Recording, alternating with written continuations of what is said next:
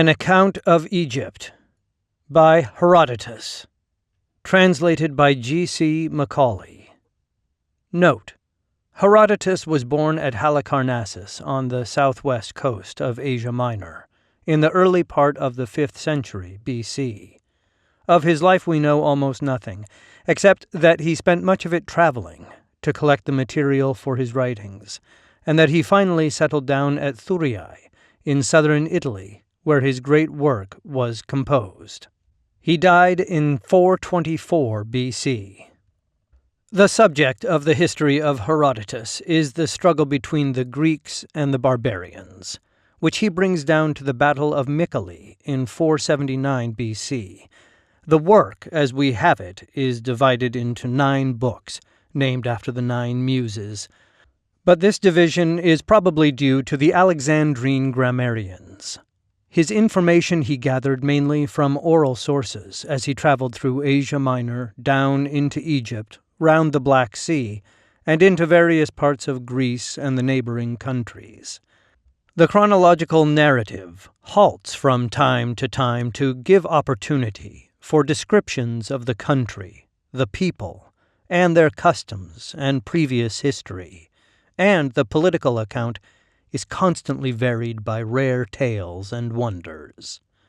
Among these descriptions of countries, the most fascinating to the modern, as it was to the ancient reader, is his account of the marvels of the land of Egypt. From the priests at Memphis, Heliopolis, and the Egyptian Thebes, he learned what he reports of the size of the country, the wonders of the Nile, the ceremonies of their religion, the sacredness of their animals. He tells also of the strange ways of the crocodile and of that marvelous bird, the phoenix, of dress and funerals and embalming, of the eating of lotos and papyrus, of the pyramids and the great labyrinth, of their kings and queens and courtesans. Yet Herodotus is not a mere teller of strange tales. However credulous he may appear to a modern judgment, he takes care to keep separate what he knows by his own observation from what he has merely inferred, and from what he has been told. He is candid about acknowledging ignorance, and when versions differ, he gives both. Thus, the modern scientific historian, with other means of corroboration, can sometimes learn from Herodotus more than Herodotus himself knew. There is abundant evidence, too, that Herodotus had a philosophy of history. The unity which marks his work is due not only to the strong Greek national feeling running through it, the feeling that rises to a height in such passages as the description of the battles of Marathon, Thermopylae, and Salamis, but also to his profound belief in fate and in Nemesis.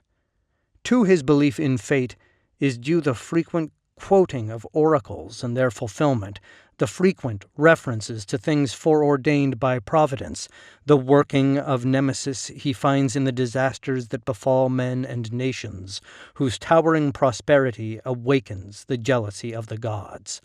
The final overthrow of the Persians, which forms his main theme, is only one specially conspicuous example of the operation of this force from which human life can never free itself.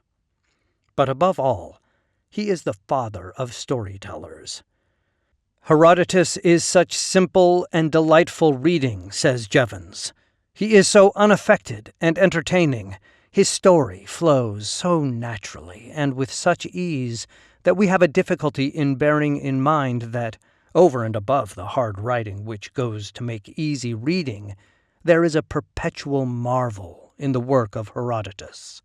It is the first artistic work in prose that Greek literature produced.